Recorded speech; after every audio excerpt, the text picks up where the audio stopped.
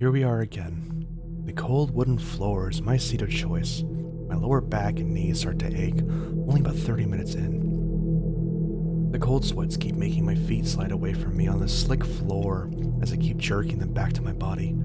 Already a crick begins to settle in my neck from the tension of stretching it up.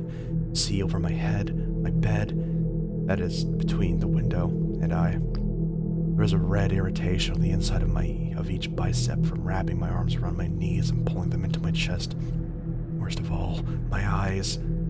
My eyes are dry and feel like they're on fire. Look like a red lightning storm is raging my pupils.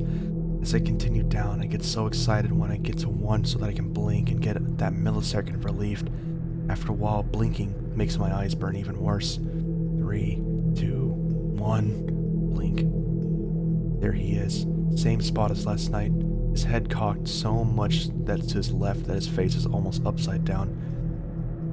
Jet black, medium-length hair that dangles from the contortion of his head and blows slightly in the wind and rain. He boasts the same outfit, black sports jacket and a white v-neck underneath. The jacket has a few rips and tears while the white shirt has turned almost to a rust color with black and red smudges on it. His eyes are solid black, so much that I wasn't sure if they were open and always watching or always closed. Not sure if they were empty voids in the place of big, beautiful eyes, or if they would just seem to fit that way from the dark distance. Finally, his big, unwavering smile, not quite the very famously referred to Chelsea smile. His top and bottom row of teeth didn't touch, allowing me to see the black pit in his mouth. I always expected to see something crawl out of there, but I never did. He never moved an inch as long as you watched him. 3, 2, 1, blink. He's still there, of course, still stiff as a board, but his hands are flat now up against my window. His apparent long, pointy fingers seem to span the width of the window, waiting for me to close my eyes or look away for just a second. This had become somewhat of a routine for me at this point. I've played this game with him many nights. I had a system when the countdown ended that I could blink. I would click on the flashlight shining right back at him simultaneously with my eyes blinking. Then I opened my eyes. I would quickly turn it back off. Not sure why this kept him from moving. Maybe he thought the light meant someone was still watching him. It worked, so I didn't really care what it did. 3, 2, 1, blink. I open my eyes and click off my flashlight. I still see him there. Still in the exact same position, but with a slight difference. The tips of his fingers were bowed in so that his needle-like fingertips are making a scratching motion against the window.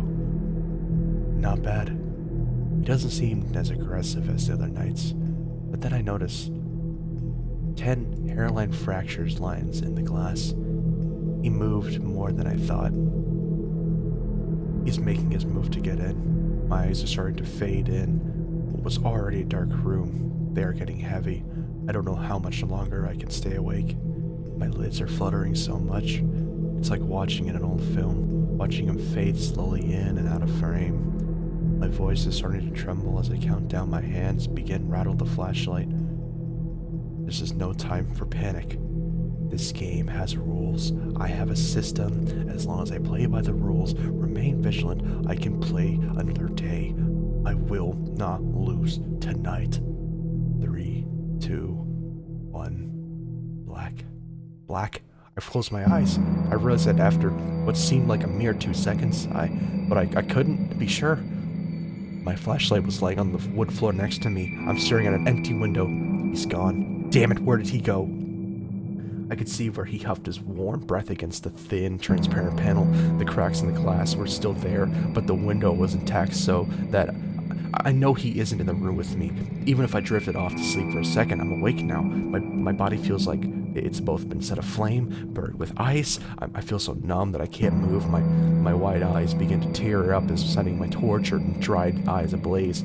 My teeth grit. The strain is proving too much for my head. It's throbbing. I want to cry out, but I can't. I keep my eyes open, fixed on the window. Being able to see him there had some source of comfort. but now he's gone. Where is he? I bring up my shaking hands to blur my eyes into them, rubbing them for a second. For a second, I can't see. Click. My flashlight moves across the floor towards the door leading to the hallway. It's cracked, open just slightly enough to even see through the crack. I keep fixating on the door, waiting for it to open more, but nothing happens. I quickly shoot my eyes back to the window. Maybe he was trying to distract me. I shoot my light back to the door and... but there. The familiar needle-tipped fingers had slithered in from the other side of the slightly open bedroom door. I watch his almost glowing pale fingers start to fade as my eyes begin to shut. I've lost. Tonight is the last game.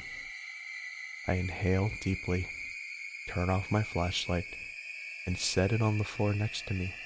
I let the tension in my neck go, and my head fall back against the wall.